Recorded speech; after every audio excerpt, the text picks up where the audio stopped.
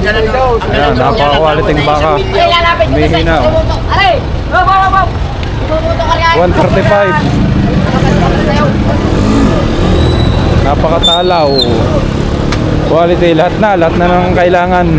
Ayan, Tututok ko sa Maamo. taga-Libre. Ayan, likod. Ang likod oh. Ang lapad ng likod.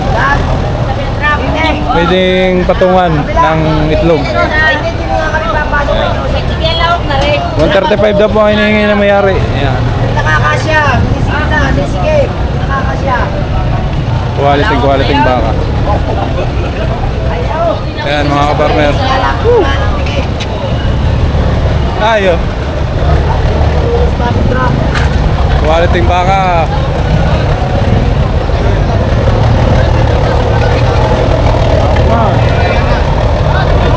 Mamo.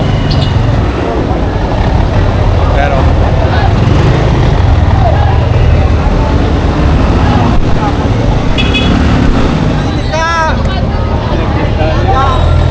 masama kayo. Ay Ano na guys, kayo? ang baka na ito ay nagkakahalaga na 130. Ngayon may tawad na siya na 120. Hindi pa binigay ng may-ari. Tingnan nyo naman ang gaganda. Gandang baka. Haba ng katawan, Naluha. naiyak na siya kasi wala pang kumuha sa kanya. Ang bakit talaga sinasabi ko sa iyo. Hindi yung mga bakang sabihin mo, mga pinyong baka. Malaki, pati ano, may hawak. Tatay. Isano ka baka kung pagbuhay. Ano ba lang? 135. Ano, quality.